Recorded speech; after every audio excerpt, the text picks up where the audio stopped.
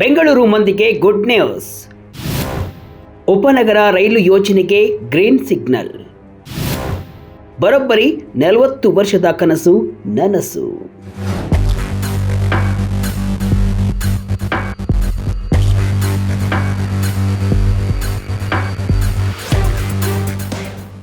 Silicon city ಬೆಂಗಳೂರಿನ traffic ಕಿರಿಕಿರಿಗೆ ಮುಕ್ತಿ ನೀಡಲು ಮತ್ತು ನಗರದ ನಾಗರಿಕರಿಗೆ ಸುಗಮ ಪ್ರಯಾಣದ ಭರವಸೆ ನೀಡಲು ಬಹುನಿರೀಕ್ಷಿತ ಬೆಂಗಳೂರು ಉಪನಗರ ರೈಲು ಯೋಜನೆ BSRP ಈಗ ಮತ್ತೊಂದು ಮಹತ್ವದ ಮೈಲುಗಲ್ಲು ತಲುಪಿದೆ.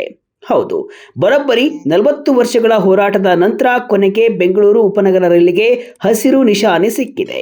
ಹೌದು, ನಗರದ KSR ಬೆಂಗಳೂರು ರೈಲು ನಿಲ್ದಾಣದಿಂದ ಕೆಂಪೇಗೌಡ ಅಂತಾರಾಷ್ಟ್ರೀಯ ವಿಮಾನ ನಿಲ್ದಾಣಕ್ಕೆ ಸಂಪರ್ಕ ಕಲ್ಪಿಸುವ ಮಹತ್ವಾಕಾಂಕ್ಷೆಯ ರೈಲು ಮಾರ್ಗಕ್ಕೆ ಕೇಂದ್ರ ರೈಲ್ವೆ ಇಲಾಖೆ ಅಧಿಕೃತವಾಗಿ ಹಸಿರು ನಿಶಾನೆಯನ್ನ ತೋರಿದೆ. ರೈಲ್ವೆ ಮೂಲಸೌಕರ್ಯ ಅಭಿವೃದ್ಧಿ ಕಂಪನಿಯಾದ K-ರೈಡ್ ಈ ಯೋಜನೆಯ ಅಂತಿಮ ವಿನ್ಯಾಸಕ್ಕೆ ಒಪ್ಪಿಗೆಯನ್ನ ನೀಡಿದ್ದು 2030ರ ವೇಳೆಗೆ ಬೆಂಗಳೂರಿಗರು ಯಾವುದೇ ಟ್ರಾಫಿಕ್ ಕಿರಿಕಿರಿ ಇಲ್ಲದೆ ವಿಮಾನ ನಿಲ್ದಾಣಕ್ಕೆ ಹಾರಬಹುದಾಗಿದೆ. ಇದು ಕೇವಲ ಒಂದು ರೈಲು ಮಾರ್ಗವಲ್ಲ, ಬದಲಿಗೆ ಬೆಂಗಳೂರಿನ ಸಾರಿಗೆ ವ್ಯವಸ್ಥೆಯ ಮುಖಪುಟವನ್ನೇ ಬದಲಿಸಲಿರುವ ಕ್ರಾಂತಿಕಾರಿ ಹೆಜ್ಜೆಯಾಗಿದೆ. ಬನ್ನಿ ಈ ಬಗ್ಗೆ ಡೀಟೇಲ್ ಆಗಿ ನೋಡೋಣ.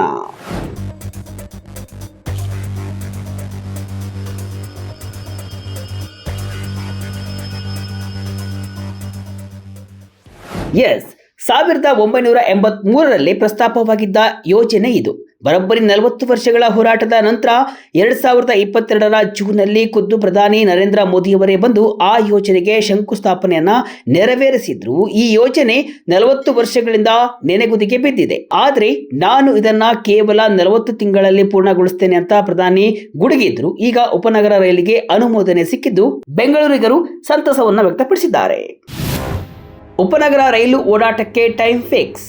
ಈ ಬೃಹತ್ ಯೋಜನೆಯು ಬೆಂಗಳೂರಿನ ವಿವಿಧ ಭಾಗಗಳನ್ನು ಬೆಸೆಯುವ ಗುರಿಯನ್ನ ಹೊಂದಿದೆ. KSR ರೈಲು ನಿಲ್ದಾಣದಿಂದ ಹೊರಡುವ ಈ ರೈಲು ಯಶವಂತಪುರ ಮತ್ತು ಯಲಹಂಕ ಮೂಲಕ ಸಾಗಿ ಟ್ರಂಪೆಟ್ ಇಂಟರ್ಚೇಂಜ್ ಬಳಿ ತಿರುವು ಪಡೆದು ಬೇಕೆಹಳ್ಳಿ ಮತ್ತು ಏರೋಸ್ಪೇಸ್ ಪಾರ್ಕ್ ಮೂಲಕ ವಿಮಾನ ನಿಲ್ದಾಣವನ್ನ ತಲುಪಲಿದೆ.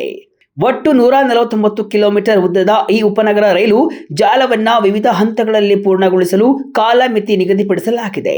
ಮೊದಲ ಹಂತವಾಗಿ ಬೈಯಪ್ಪನಹಳ್ಳಿ ಚಿಕ್ಕಬಾಣಾವರ ಕಾರಿಡಾರ್ 2 2028ರ ಡಿಸೆಂಬರ್ ವೇಳೆಗೆ ಸಾರ್ವಜನಿಕ ಬಳಕೆಗೆ ಮುಕ್ತಗೊಳಿಸುವ ಗುರಿ ಇದೆ. ನಂತರ ಹೀಲಲ್ಲಿಗೆ ರಾಜನಕುಂಟೆ ಮಾರ್ಗ 2029ರ ವೇಳೆಗೆ ಹಾಗೂ ವಿಮಾನ ನಿಲ್ದಾಣಕ್ಕೆ ಸಂಪರ್ಕ ಕಲ್ಪಿಸುವ ಕಾರಿಡಾರ್ 1 ಮತ್ತು ಕೆಂಗೇರಿ ವೈಟ್ ಫೀಲ್ಡ್ ಮಾರ್ಗಗಳು 2030ರ ಮಾರ್ಚ್ ವೇಳೆಗೆ ಪೂರ್ಣಗೊಳ್ಳಲಿವೆ. ಯೋಜನೆಗೆ ಭೂ ಸ್ವಾಧೀನ ಪ್ರಕ್ರಿಯೆ ಚುರುಕು. ವಿಮಾನ ನಿಲ್ದಾಣದ ಕಾರಿಡಾರಿಗೆ ಅನುಮೋದನೆ ಸಿಕ್ಕ ಬೆನ್ನಲ್ಲೇ ಅಗತ್ಯ ಭೂ ಸ್ವಾಧೀನ ಪ್ರಕ್ರಿಯೆ ಚುರುಕುಗೊಂಡಿದೆ. ಇದಕ್ಕಾಗಿ ಸುಮಾರು 1 ವರ್ಷದ ಕಾಲಾವಕಾಶ ಬೇಕಾಗಿದ್ದು, ಈಗಾಗಲೇ ಯಶವಂತಪುರ, ಲೊಟ್ಟೆಗೊಳ್ಳಹಳ್ಳಿ ಮತ್ತು ಹೆಬ್ಬಾಳ ಭಾಗಗಳಲ್ಲಿ ಪ್ರಾಥಮಿಕ ಕಾಮಗಾರಿಗಳು ವೇಗವನ್ನ ಪಡೆದುಕೊಂಡಿವೆ.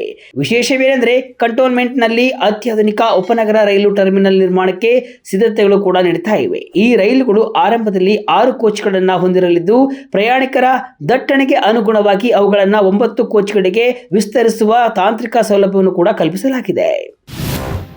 ಯೋಜನೆ ವಿಳಂಬ, ವೆಚ್ಚದಲ್ಲಿ ಏರಿಕೆ.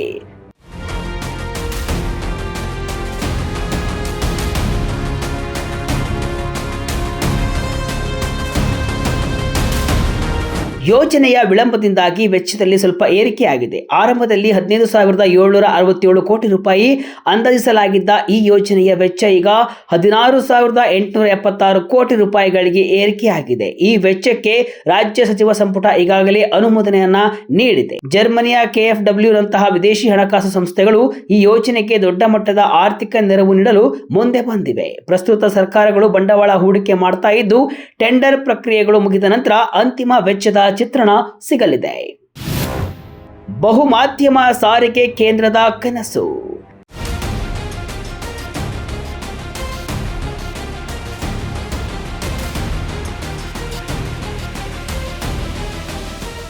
ಈ ಯೋಜನೆಯ ಮತ್ತೊಂದು ಪ್ರಮುಖ ಆಕರ್ಷಣೆ ಅಂದರೆ ಬಹುಮಾಧ್ಯಮ ಸಾರಿಗೆ ಕೇಂದ್ರ.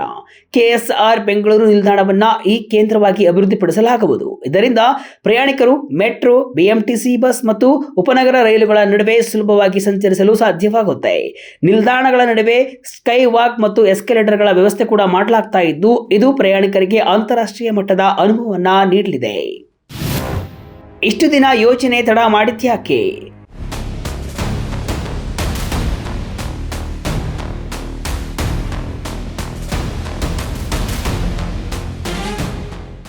ಅಷ್ಟಕ್ಕೂ ಇಷ್ಟು ದೊಡ್ಡ ಮಟ್ಟದ ವಿಳಂಬ ಆಗಿತ್ತು ಯಾಕೆ ಎಂಬುದನ್ನು ನೋಡಿದರೆ ಇದಕ್ಕೆ ಪ್ರಮುಖ ಕಾರಣ L&T ಸಂಸ್ಥೆಯ ನಿರ್ಗಮನ. ಹೌದು, ಮಲ್ಲಿಗೆ ಮತ್ತು ಕನಕ ಲೈನ್ಗಳ ಸಿವಿಲ್ ಕಾಮಗಾರಿ ಗುತ್ತಿಗೆಯನ್ನ L&T ಪಡೆದಿತ್ತು. ಆದರೆ ಮಾರ್ಚ್ 2025ರಲ್ಲಿ ಈ ಒಪ್ಪಂದದಿಂದ L&T ಹಿಂದೆ ಸರಿದಿತ್ತು. ಹೀಗಾಗಿ ಕಾಮಗಾರಿ ಅರ್ಧಕ್ಕೆ ನಿಂತಿತ್ತು. ಈಗ ಕೆರೈಟ್ ಸಂಸ್ಥೆಯು ನವೆಂಬರ್ 4ರಂದು ಮಲ್ಲಿಗೆ ಲೈನ್ಗೆ ಮಾತ್ರ ಹೊಸ ಟೆಂಡರ್ ಅನ್ನ ಕರೆದಿದೆ.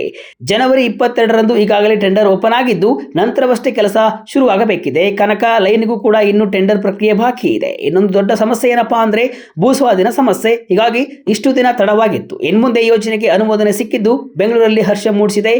ಅತಿ ವೇಗವಾಗಿ ಕಾಮಗಾರಿ ಶುರುವಾಗುವ ಎಲ್ಲ ಲಕ್ಷಣಗಳು ಕೂಡ ಕಾಣಿಸ್ತಾ ಇದೆ.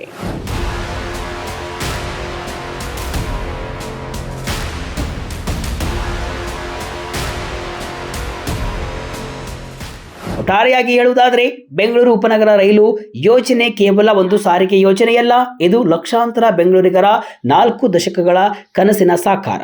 2030ರ ವೇಳೆಗೆ ಈ ಯೋಜನೆ ಪೂರ್ಣಗೊಂಡ್ರೆ ಸಿಲಿಕಾನ್ ಸಿಟಿಯ ಟ್ರಾಫಿಕ್ ಸಮಸ್ಯೆಗೆ ದೊಡ್ಡ ಮಟ್ಟದ ಪರಿಹಾರ ಸಿಗುವುದರಲ್ಲಿ ಸಂಶಯವಿಲ್ಲ. ಮೆಟ್ರೋ, ಬಸ್ ಹಾಗೂ ಉಪನಗರ ರೈಲುಗಳ ಈ ಸಮನ್ವಯವು ನಗರದ ಸಾರಿಗೆ ವ್ಯವಸ್ಥೆಯನ್ನ ಅಂತಾರಾಷ್ಟ್ರೀಯ ಮಟ್ಟಕ್ಕೆ ಕೊಂಡೊಯ್ಯಲಿವೆ.